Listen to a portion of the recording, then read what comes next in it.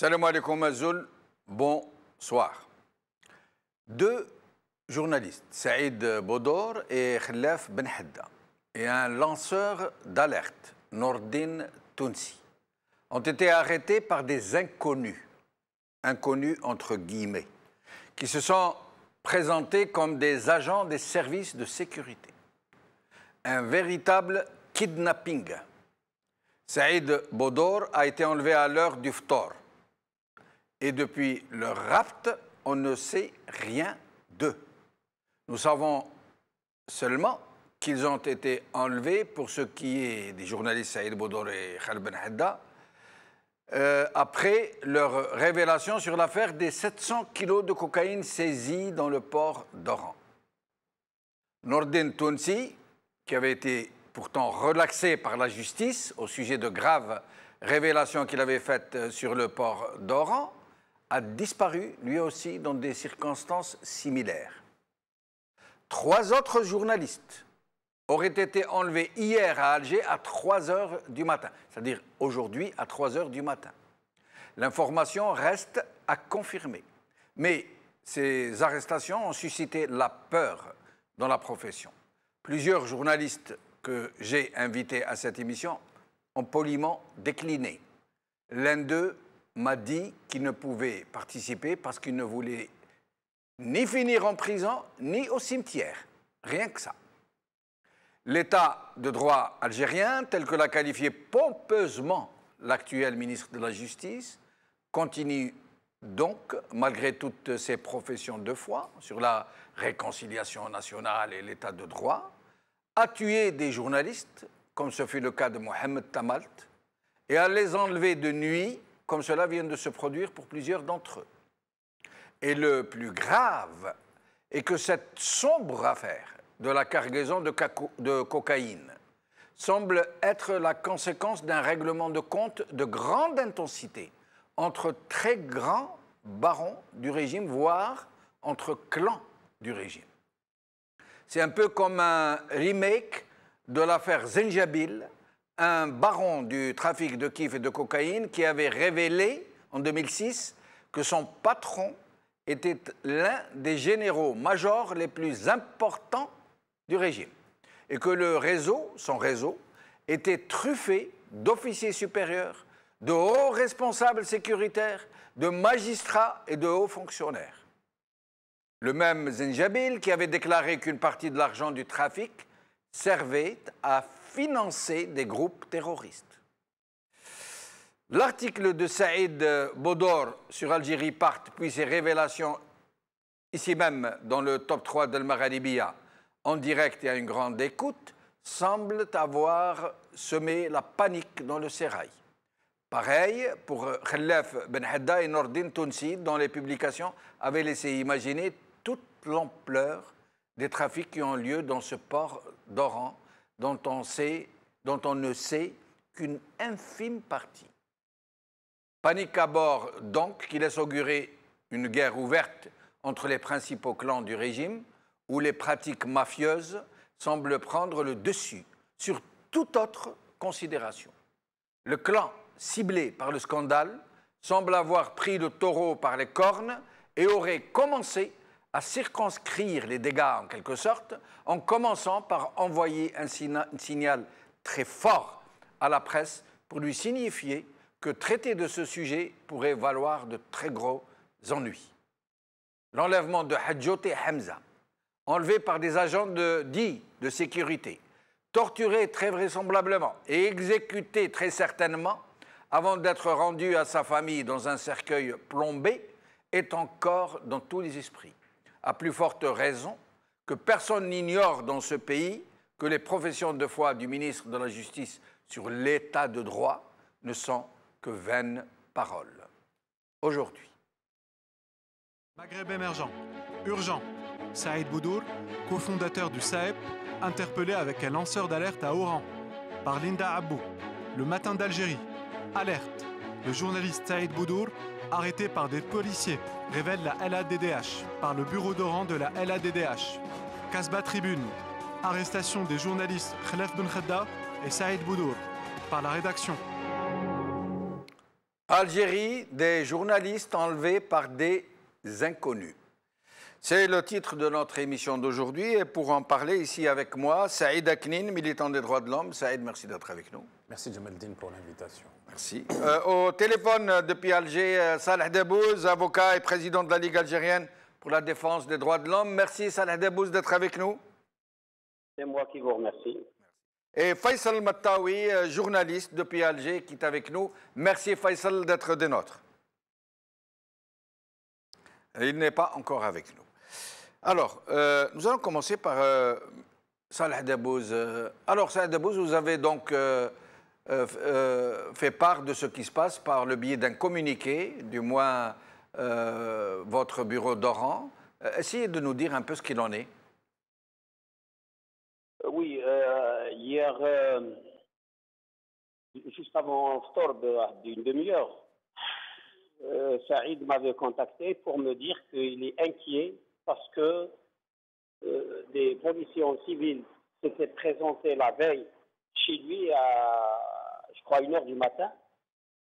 Et ils ont demandé à son père où il est. Saïd, il leur a dit il n'est pas là. Ils ont essayé de lui remettre une convocation. Il a refusé de la prendre. Pardon, maître Salah Debbouz. Ils ont essayé de lui remettre une convocation. Donc, il s'agit très probablement de la police et non pas des services de la DSS, puisque généralement les services de la DSS ou du DRS ne remettent jamais de convocation. Ils enlèvent les gens. Or, vous parlez de convocation. Oui, mais c'est pas uniquement ça, parce qu'ils lui ont demandé qu'il passe chez eux au commissariat pour l'informer de ce qu'il en est. Mais là où c'est su, Saïd me l'a dit, il m'a dit que ils ont dit à mon père que la police me cherche à Alger. Bon, il était un peu inquiet. Il m'a demandé ce qu'il faut faire. J'ai dit, bah, écoutez, si vous êtes convoqué, il faut vous présenter. On ne peut pas savoir de quoi il s'agit avant d'être sur place.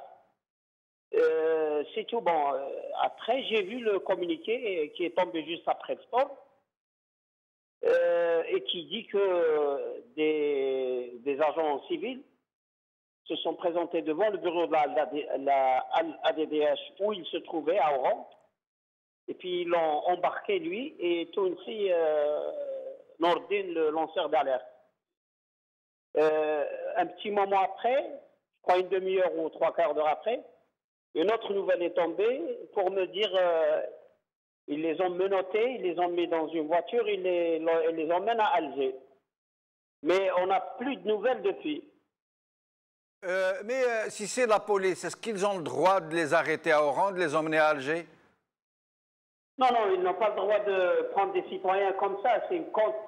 Vous avez la police qui a besoin de vous ou la justice qui a besoin de vous, ils vous contactent, ils vous convoquent.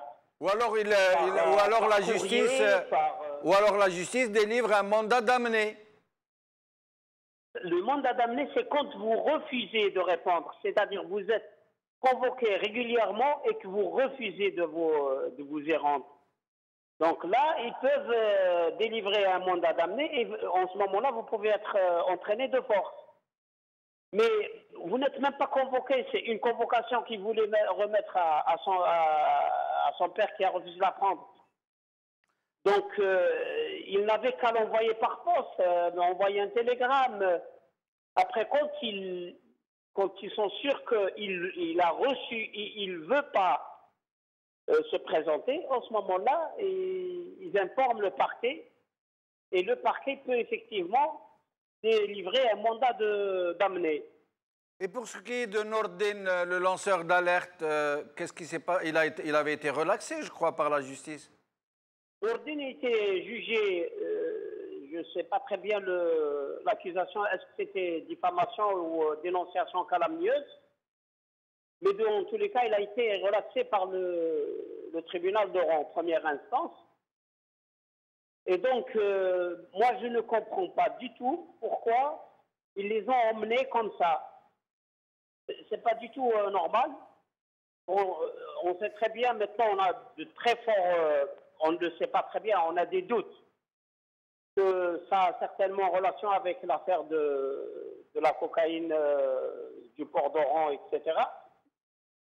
Mais Parce même que Nordin nous avait parlé du port d'Oran. Or, c'est dans le port d'Oran que ça s'est passé. Et il semble que dans ce port d'Oran, il y ait des affaires qu'on ne peut même pas imaginer. La preuve, c'est qu'on y a pris 700 kilos de cocaïne. Pas de kiff, pas de hashish, de cocaïne. Et donc, restez avec nous, Salah Dabbouz. Nous allons écouter quelques extraits du journaliste qui a été enlevé et quand il est passé au top 3, ce qu'il nous a dit. Et très probablement à cause de quoi il a été appréhendé, arrêté, enlevé, kidnappé. سعيد بودور كيف تفسر يعني اللاسيزي هذه دارتها يعني تسمى كان التنسيق تاع العمليه كان من طرف الجيش. اولا لازم نحطوا المعطيات الاوليه الدقيقه والصحيحه بعيدا عن الاشاعات وما تم تداوله كمعلومات خاطئه. هذه الجريمه جريمه عابره للحدود. جريمه عابره للقارات. الكميه الكبيره كانت جايه من البرازيل الى ميناء فالنسيا ثم الى ميناء وهران. عندها فيه تنسيق دولي. المعلومات اللي غادي نعطيها لك الان معلومات حصريه سريه لربما تتكلم عليها الجهات الرسميه فيما بعد، لكن بحكم تتبعي الدقيق الملف تبين ان الاخطار بوجود هذه الكميه جاء من اسبانيا. الحكومه الاسبانيه عبر القنوات الدبلوماسيه المتمثله في السفير الاسباني في الجزائر قامت باخطار الخارجيه الجزائريه، وبالضبط عبر مديريه التعاون الخارجي، على انه فيه كميه مخدرات مشبوهه على الحاويه رقم كذا دون ذكر الرقم التسلسلي الذي احوز عليه وهو رقم حاويه التبريد. فهنا السؤال يبقى مطروح. كان من الممكن انه لا غوارديا سيفيل السلطات الامنيه الاسبانيه تقوم على الفور بحجز الكميه. هذه هي اللي راح نسالك فيها، يعني اذا كان على ما قاموش هما بالحجز ويقوموا هذه سؤال حقيقي. يعني انا التفسير راجعت بعض الزملاء المختصين في هذا النوع من القضايا، قال لك لو ان السلطات الاسبانيه فجرت القضيه على الاراضي وعلى التراب الاسباني كانت تدخل في ازمه دبلوماسيه مع الجزائر، وهذا يؤثر على مصالحها الاقتصاديه. ايوه. فبالتالي اختارت التنسيق الدبلوماسي وتركت الكره في مرمى السلطات. ما دام ان هذه الكميه الخطيره متوجهه للاراضي الجزائريه، خذوا البضاعه تاعكم وتصرفوا فيها كما تحبوا تبيعوها، تحبوا تنشروها للعلن، تحبوا تحازوها، هذه مشكلتكم. اما الان السلطات الاسبانيه عبر قنوات الدبلوماسيه قامت بالواجب. فيه مراسله رسميه خرجت من عند السفير الاسباني للجزائر الى وزاره الخارجيه، ومن هناك مباشره السلطات السياسيه تحركت واختارت انه التنسيق يكون تنسيق مع وزاره الدفاع الوطني لا غير. Saïd Aknin, les révélations du journaliste Saïd Bodor sont très graves. Je ne sais pas ce qu'elles valent, si elles sont avérées ou non. Mais il dit que c'est l'Espagne et c'est le gouvernement espagnol qui a averti le gouvernement algérien qu'il y avait à l'intérieur de ce bateau une cargaison de cocaïne, qu'ils ont laissé passer le bateau, ils ne l'ont pas appréhendé eux-mêmes et qu'ils ont donné toute information et que la suite de quoi ça a été... Le problème que j'aimerais vous poser, pourquoi est-ce que c'est l'armée qui s'est saisie de cette affaire et pourquoi est-ce que l'armée qui a donné l'information à l'ENTV à 20h? Exact. Bonjour Djamaldine, bonjour aux téléspectateurs. La première des choses, je solidarise avec Nordin et Saïd Boudou quant à ces arrestations arbitraires. Encore une fois, ça confirme que jamais on sera dans un état de droit à partir du moment qu'on évolue dans le même système, avec les mêmes instruments du régime. La deuxième des choses, nous mettons en garde le commandement militaire, la présidence et la police politique. S'il arrive quoi que ce soit à ces citoyens algériens, ils prendront leur entière responsabilité. La troisième des choses, nous appelons à une libération immédiate et inconditionnelle de ces citoyens exemplaires qui doivent avoir, dans des pays qui se respectent, un lanceur d'alerte à un statut particulier qui lui permet non seulement protection, assistance, mais aussi encouragement pour que, effectivement, les affaires des deniers publics, les affaires inhérentes à la cité, ne soient pas entachées par des irrégularités. À plus forte raison, Saïd, je me permets de vous interrompre, que Saïd Bouteflika, dans sa lettre à la presse, dans sa fameuse lettre à la presse, a invité les journalistes à faire dans l'investigation, à aller enquêter sur les gros scandales et à dénoncer quiconque, de ne pas avoir peur. C'est une lettre qui a été adressée Zama par Bouteflika à la presse. Exact. Aussi, une autre lettre. C'était la Journée mondiale du journaliste où il avait dit aussi c'est dans celle-ci qu'il l'avait dit qu'aucun journaliste ne serait arrêté ou poursuivi en raison de sa fonction. Oui. Maintenant, comme j'ai l'habitude de dire, il y a une certaine forme de schizophrénie. Entre ce qu'ils écrivent et ce qu'ils sont, il y a une montagne. Il est vrai que c'est une histoire rocambolesque pour plusieurs éléments. Le premier élément, c'est pourquoi c'est les autorités espagnoles qui informent. Le deuxième élément, pourquoi c'est l'armée qui intervient. Le troisième élément, pourquoi que ça passe à 1 heure de grande écoute à la télévision. Et le quatrième, qui confirme qu'il y a des histoires dans l'histoire, c'est ces arrestations arbitraires. Pourquoi c'est l'armée? On sait que le régime algérien est un régime clanique. Certains disent qu'il y a le clan de la présidence, le clan... Moi, je ne suis pas de l'intérieur. Je ne connais pas la nature des clans.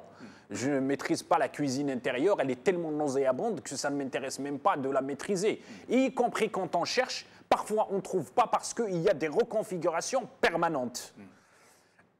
Il est fort probable que le clan, l'armée, c'est-à-dire l'armée... Ou du moins un clan dans l'armée. Un clan dans l'armée, justement...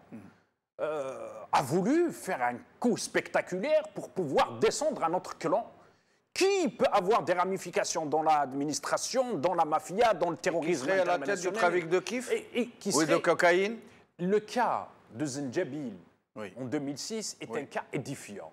D'une façon empirique. Maintenant, ça, effectivement, moi, ce que je veux dire aussi, c'est la quantité. La quantité de cette drogue... C'est pas parce qu'il y a certains qui parlent de 700 kilos. Là, on ne va pas chipoter autour de la quantité. Mais il y a 701 kilos.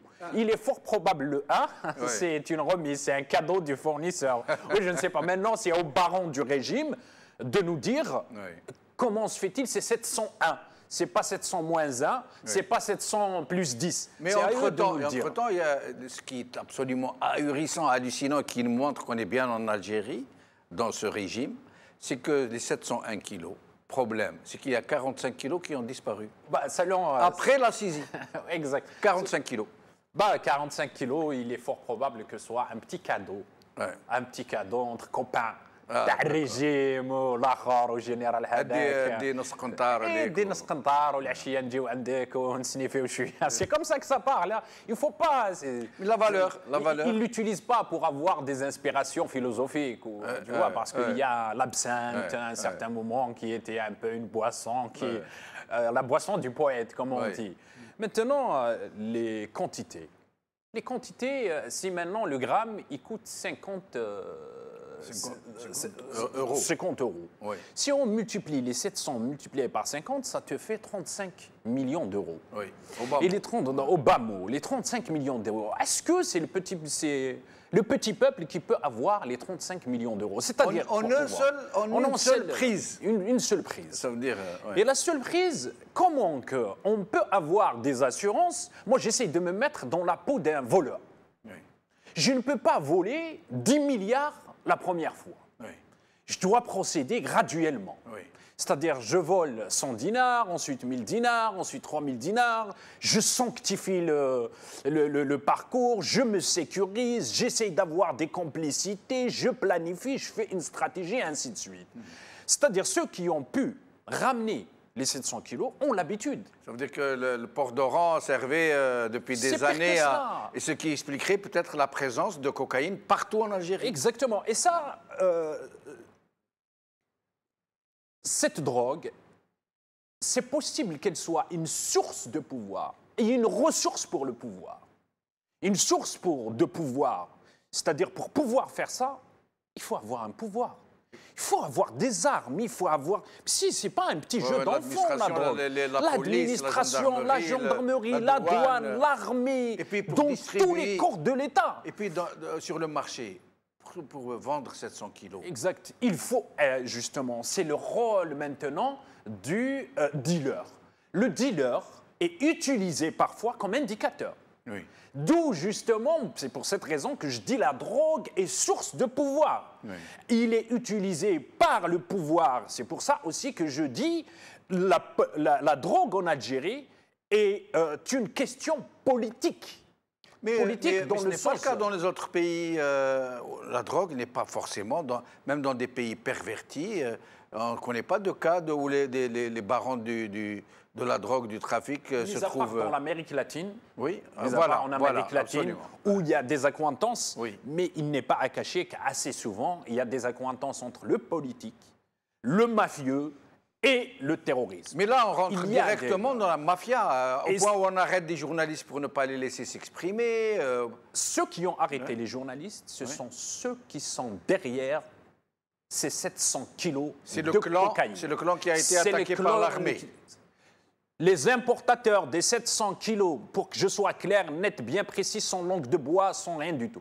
Les importateurs des 700 kilos de cocaïne ont arrêté les journalistes. Nous allons voir un autre extrait, puis nous revenons vers Maître Salah Dabouz. تاع كوميتي سوتيان تاع بوتفليقه تاع الكاتريام موندا.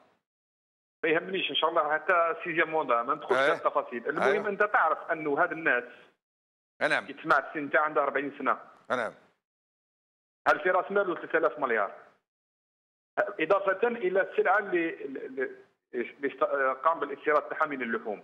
نعم. السؤال الاهم اللي يهمك ويهم المشاهدين، لماذا تم اختيار ميناء وهران؟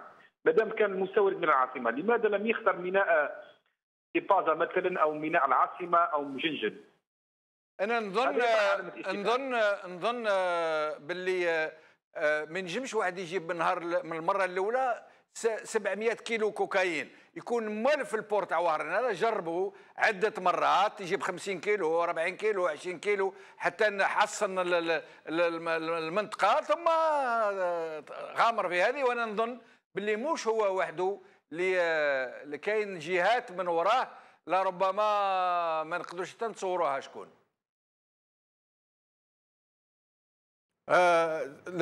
Salah Dabouz, pour en revenir au cas des journalistes, quelles sont les actions que vous avez entreprises pour exiger leur libération et quelles sont les actions entreprises par les syndicats de journalistes, parce que nous essayons depuis tout à l'heure de les joindre, ça n'a pas été possible.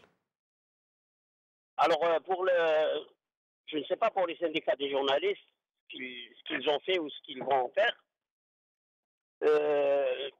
Pour nous, en tant qu'avocats et en tant que militants des droits humains, pour le moment, on n'a pas de signal de ces journalistes arrêtés, de ces personnes arrêtées. Donc, par rapport à eux, on ne peut pas intervenir. Normalement, on a le droit de les visiter pour savoir de quoi il s'agit, pour même les assister. Mais c'est très difficile pour le moment. Mais on peut toujours continuer à lancer l'alerte au niveau national et au niveau international, de sorte à ce que si jamais ils sont maltraités, une prise de conscience au niveau international et national peut servir de protection. Est-ce que l'alerte au niveau international a déjà été lancée?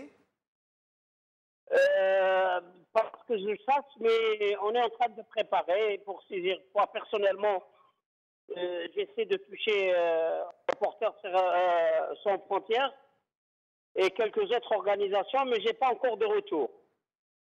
D'accord. Et sur le plan des syndicats de journalistes, est-ce qu'ils sont en train de se préparer à réagir? Est-ce qu'ils ont peur? Qu'est-ce qui se passe? Pourquoi ce silence? Écoutez, c'est tout le monde qui a peur. Il y a des personnes qui peuvent dépasser le stade de la peur et agir malgré la peur. Il y a d'autres qui sont prudents ou qui sont carrément qui sont dans la capacité d'agir. C'est le choc, c'est le choc, c'est terrible, c'est pas facile de. C'est pas facile de. Écoutez, c'est très difficile. Tout ce que je peux vous dire, c'est très difficile. Parce que moi, je les ai eus au téléphone, comme Saïd et même.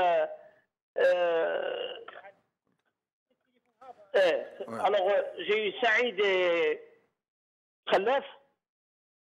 Les deux, je les ai eus quelques instants avant leur arrestation. Et ils étaient très inquiets, les deux. Donc, voilà, c'est un peu. On est encore sous le choc, je vous le dis tout de suite. Mais Salah Debbouz, moi je confirme cette ambiance de peur. Nous avons invité des journalistes très courageux qui ont l'habitude de venir nous accompagner dans cette émission. Certains ont poliment décliné, mais parmi eux, deux, pas un, deux, m'ont dit des choses très graves. L'un, comme je l'ai dit tout à l'heure dans mon introduction, m'avait dit clairement non, je ne peux pas venir, je ne veux finir ni au cimetière, ni en prison. Et un autre m'a répondu de façon assez laconique, m'a dit écoutez, dans cette affaire, moi, la première chose qui m'est revenue en tête, c'est celle de Mohamed Tamelt. Et Mohamed Tamelt, nous rappelons qu'il a été arrêté, il a été piégé pour entrer en Algérie, puis arrêté en violation de tout le droit, puis maintenu dans une prison hors de toute surveillance alors qu'il était en grève de la faim, torturé, puis très probablement poussé à la mort de façon assez désinvolte, j'allais dire. Salah Debbouz. Donc la peur se réinstalle aujourd'hui dans le camp de la presse? Je pense, oui. Même s'il y a des gens qui font des déclarations pour un peu cacher leur peur ou par courage, maintenant, ce sont des gens qui ont du cran, qui réagissent encore et qui savent, qui comprennent que, comme a dit Djaoud, si tu parles, tu meurs, si tu parles pas, tu meurs. Donc, autant parler. Oui, mais Tahar Djaoud a fini par dire, alors dis et meurs. Ben, c'est ce que je viens de dire. Oui, oui.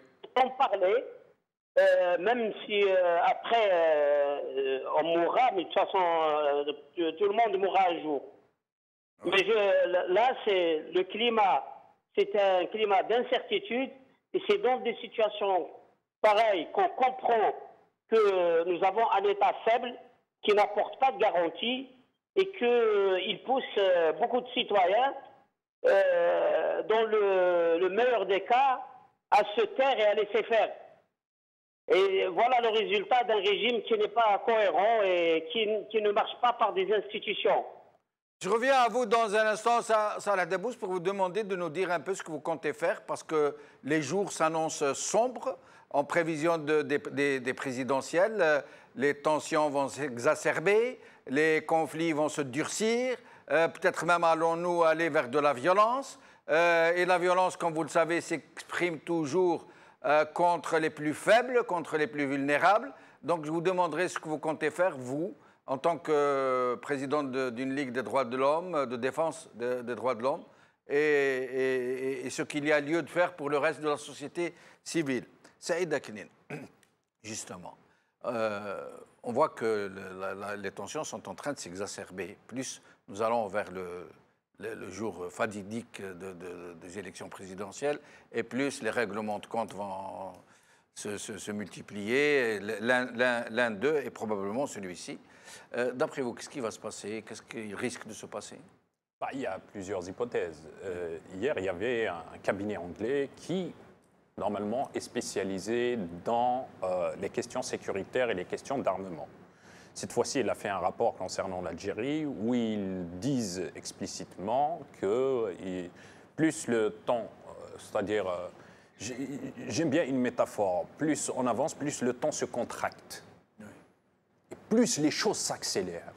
Et eux, ils disent dans ce rapport, bien que moi j'ai toujours des réticences avec les machins internationaux, comme j'ai l'habitude de les appeler, et ils disent que plus le temps avance, plus il y aura des révélations de côté et d'autres d'affaires de corruption. Des révélations de règlement de compte. De règlement de compte clanique. Compromettre l'autre. Exactement. Ouais. Des affaires de corruption.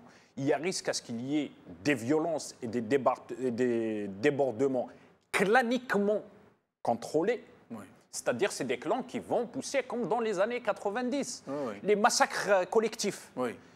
Massacre collectif, il ne faut pas, maintenant, il y a des révélations, il y a des hommes et des femmes, y compris dans ce système, qui, raison de conscience, de vérité et de dignité, on dit des vérités. Ça n'a pas été fait par Zinjabil. Le général Ben Hadid. Exactement. Qui est venu dire oui, nous avions un émir de Ben Chiha du Jia qui était sous les ordres du général de la 2e région militaire. Exactement. Comme ça, il l'a dit. Comme demain, il y aura des hommes et des femmes qui vont dire cette saisie de drogue, comme un de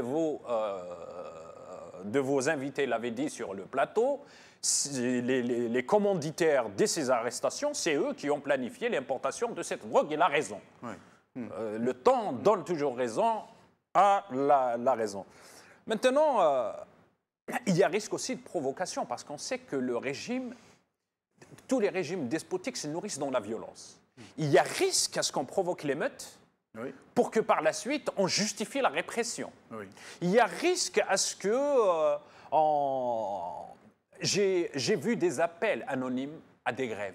Le mois de juillet, ils l'ont appelé insurrection civile. Ils ont appelé les gens à ne pas sortir de là. C'est anonyme. Oui. Ça, il y a des choses qui font peur parce qu'elles sont anonymes. Exactement. Ces initiatives. C'est parce qu'elles sont anonymes qu'elles sont douteuses, qu'elles poussent au doute et à l'interrogation. Mais il y a des choses qui se passent actuellement au Maroc. Ce qui se passe au Maroc, c'est qu'il y a des campagnes de boycott qui ont réussi. Oui. Les gens boycottent le lait, boycottent le poisson, boycottent en Algérie, ça a commencé avec les voitures. Ça va venir. Les gens, actuellement, ils vont découvrir le chemin de la désobéissance civile, pacifique. Mais regarde, ça a commencé. Personne ne pensait, à un certain moment, qu'on pouvait lancer un appel à travers les réseaux sociaux, pour les voitures, et que ça allait marcher. Oui. Bientôt, on va lancer, il y a des gens, des hommes et des femmes qui vont lancer des campagnes, ainsi de suite. Mais à condition qu'ils soient identifiés. Oui, mais... Il ne faut pas que ça soit anonyme. Que ça soit de l'anarchie. Parce que sinon c'est peut-être un clan du régime qui est en train de nous utiliser contre un autre clan. Ce qui n'est pas question, il n'est pas question est-ce que des civils ou même des militaires innocents soient victimes des rééquilibrages claniques. Oui. Les rééquilibrages claniques, nous sommes dans une situation très dangereuse où la souveraineté nationale est compromise. Quand on voit le dernier invité ici à l'Élysée et ses déclarations d'après, disant que je suis prêt, je suis le protecteur des intérêts français. Dans sa déclaration, c'est ce qu'on lit. Oui. Et d'autres qui ont envoyé des émissaires aux États-Unis pour leur dire on est les garants des intérêts des États-Unis. Oui. Et d'autres qui vont y aller en Angleterre. C'est-à-dire, chez ce pays, il n'en reste plus rien. Le sous-sol est parti. Et d'ailleurs, parce que le sous-sol, anecdotique, ce que je vais raconter, il y a un ami m'a appelé, m'a dit, tu sais, l'histoire des 700 kilos de cocaïne. Il m'a dit, le pétrole, ça ne paye plus maintenant. Ils ont changé la rente. Pour eux et pour leurs affidés, la rente maintenant, c'est la cocaïne. Et pour pouvoir transporter dans le pays ou l'exporter par la suite en Europe ou dans d'autres pays, il faut toute une logistique, toute une protection. On ne peut pas écouler 700 kilos de coke sans complicité dans un pays comme l'Algérie. C'est ni transité, ni... C'est une déclaration de guerre contre un État. Mais Saïd, cette histoire de 700 kilos dans un seul port, en une fois, une seule prise, est-ce que ne laisse pas deviner que ce n'est que la partie visible de l'iceberg et que derrière, dans tous les ports d'Algérie, dans toutes les frontières, il y a de très gros trafics dont personne ne parle, qui sont bien souvent sous la coupe de potentats locaux liés au régime ou carrément de barons du régime, comme dans l'affaire Zenjabil. Est-ce que ça ne laisse pas supposer que le mot mafiocratie est vraiment loin d'être usurpé? C'est pire que cela. Konzar, à un certain moment, disait qu'effectivement, dans les années 92, on avait commis des bavures.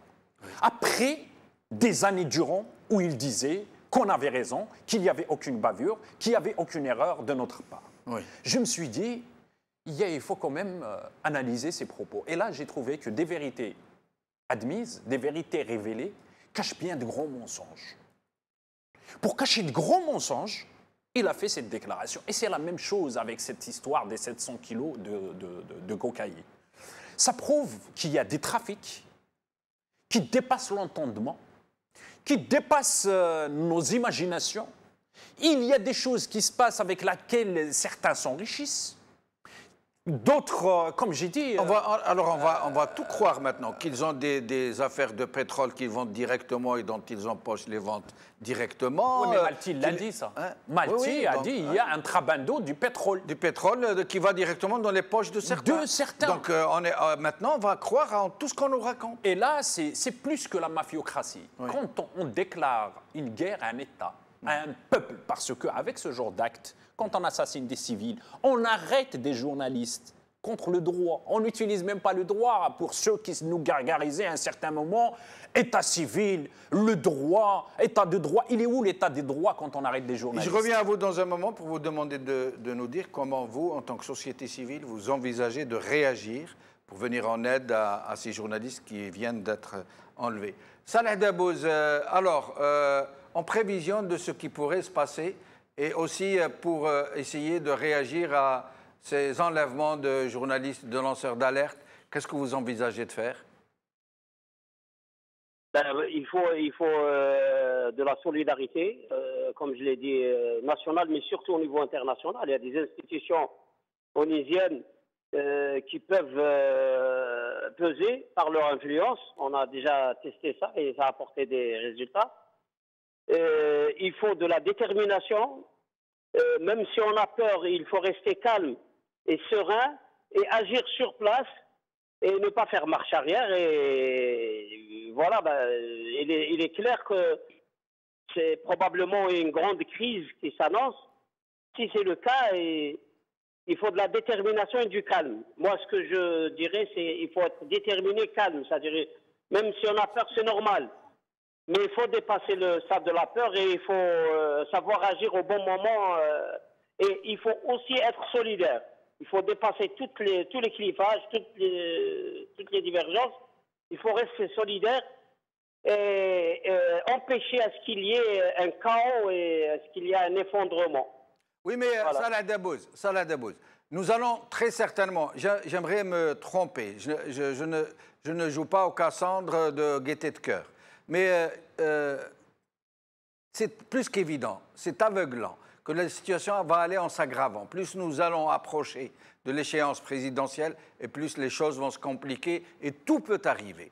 Alors, la société algérienne a déjà connu une tragédie qui l'a très gravement endeuillée, qui se chiffre par centaines de milliers de morts, des millions de déplacés et tout un cortège de malheurs.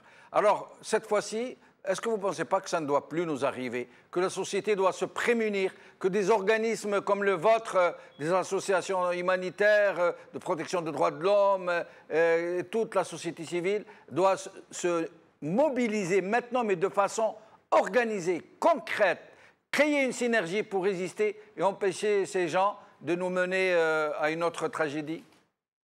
Quelles sont les actions concrètes, j'allais dire, que vous envisagez de mener pour essayer d'éviter ces tragédies qui s'annoncent déjà? Une seule organisation, une seule personne ne peut pas imaginer à lui seul, à elle seule, une stratégie, comment agir, etc. Maintenant, il est question de lancer des principes. Oui, mais les gens vous écoutent, Salah Dabbous. Excusez-moi de vous interrompre. Les gens vous écoutent, justement. Ils vous écoutent et vous êtes d'une grande notoriété. Les gens vous apprécient, vous estiment. C'est peut-être le moment de commencer par vous organiser en lançant un appel, par exemple. Écoutez, l'appel, je viens de le lancer. J'ai dit qu'il faut rester serein, déterminé, même si on a peur. Il faut empêcher. Est-ce que le chaos agir comment? C'est dans la concertation. Toutes les bonnes volontés doivent se mettre ensemble pour empêcher est-ce qu'on sombre dans le chaos, quel que soit. Je sais une chose, si la société civile, le peuple, ne veut pas aller vers le chaos, on n'ira pas vers le chaos.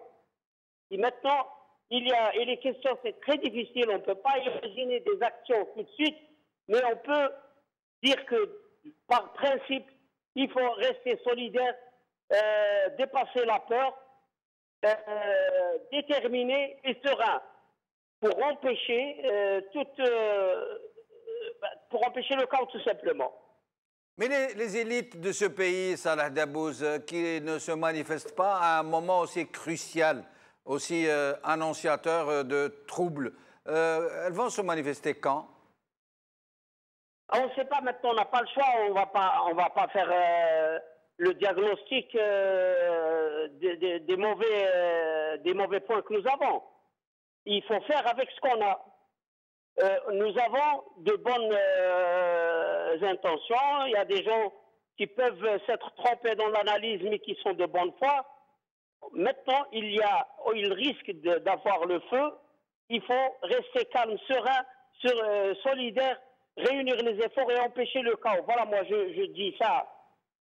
Et comment? Il faut se réunir pour savoir. Merci, Salah Dabbous.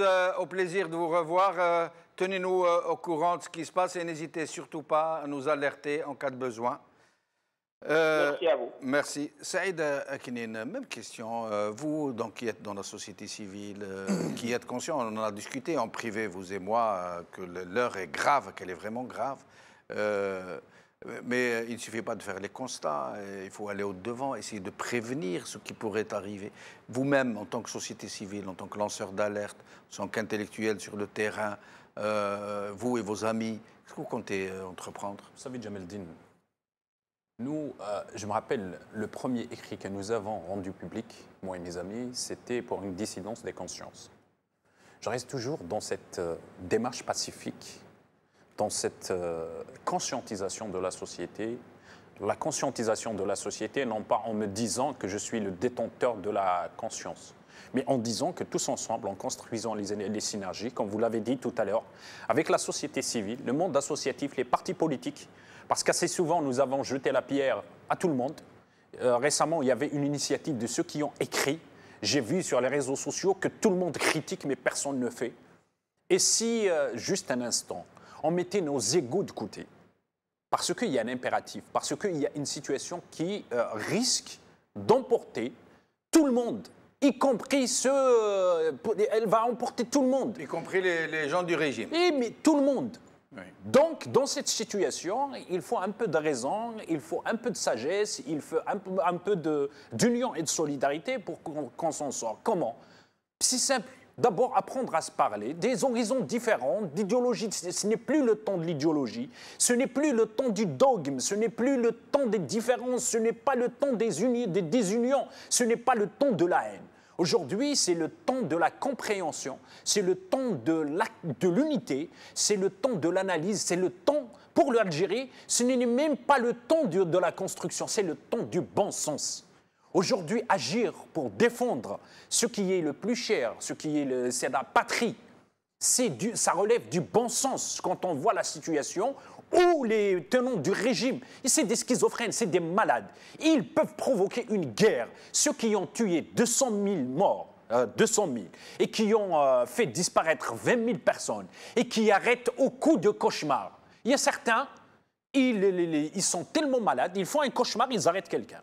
Voici l'état dont est le pays. Et dans cette situation, nous, on continue à se chamailler sur je ne sais pas quoi, qui va prendre la parole dans un rassemblement, qui va écrire une déclaration. Là, c'est pour vous dire techniquement comment que ça se passe, parce que pour pouvoir avancer, il faut qu'on fasse notre mea culpa.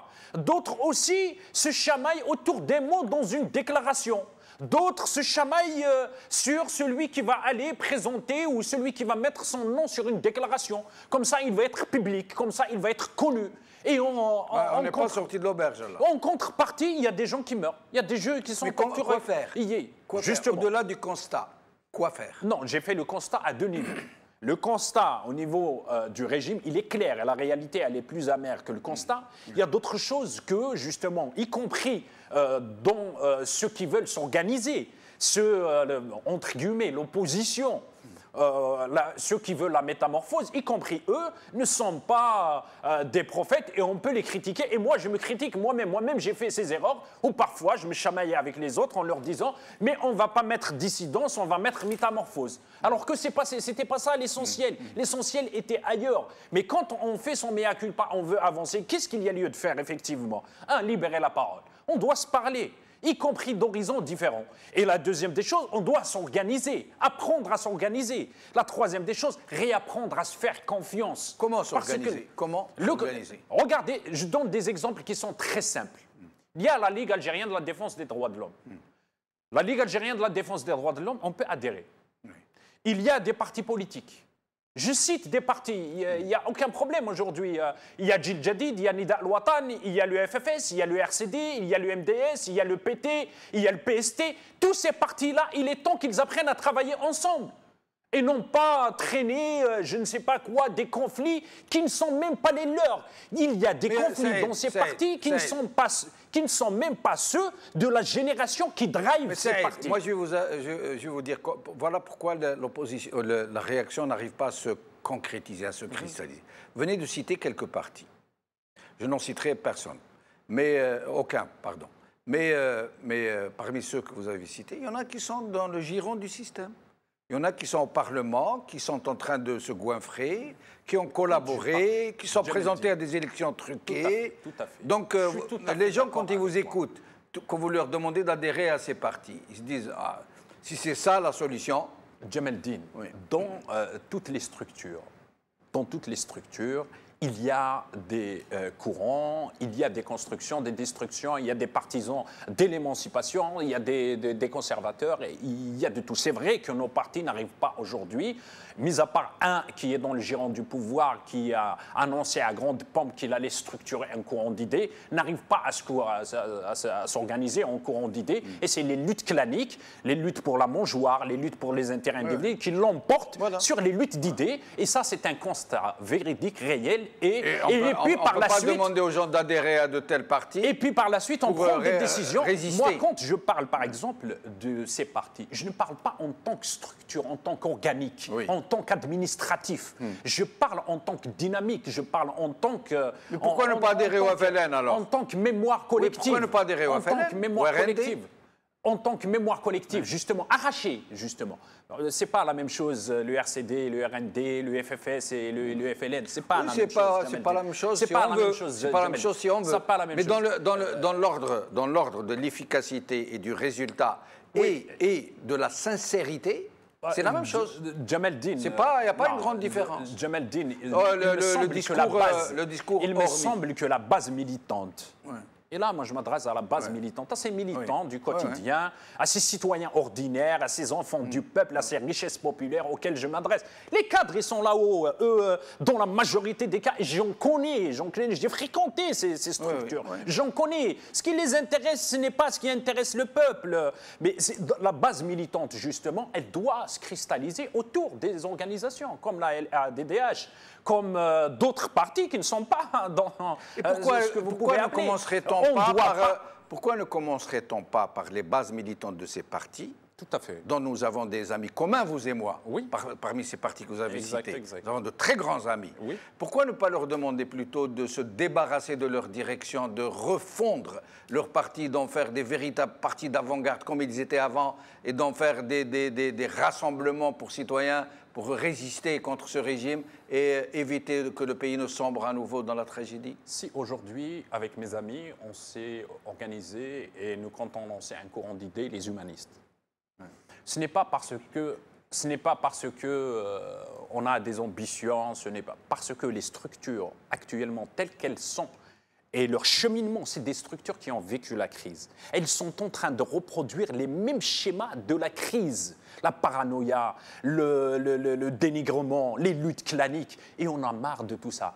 Ceux qui veulent adhérer aujourd'hui, ils veulent construire, apprendre, partager des expériences, apprendre et faire apprendre. Voici ce qu'il y a. Mais l'espoir, il est là, Djemeldi.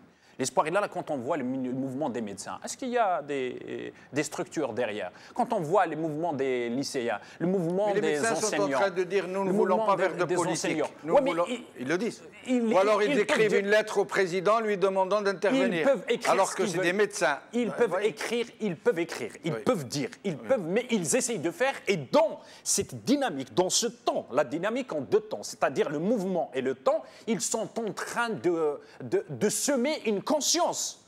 Et nous allons rester là, Saïd Aknin, et je suis heureux de vous avoir entendu parler. Merci. Parce que vous représentez beaucoup d'espoir pour les gens de ma génération qui ont malheureusement failli. Nous avons tous failli, il faut le dire. Et j'espère que ça va se bien passer pour l'Algérie et que nous ne laisserons pas ces forces noires nous précipiter encore une fois dans une autre tragédie. Mais nous allons encore écouter le journaliste Saïd Boudour, un dernier extrait, et je vous souhaite Ramadan Karim وصحافتكم وبقى على خير. هذه تحوس تقودنا للتحليل السياسي. لا نحوس سورتو نعرف شكون الاطراف اللي وراء عمليه كما هذه يعني ضخمه بهذه الدرجه هذه.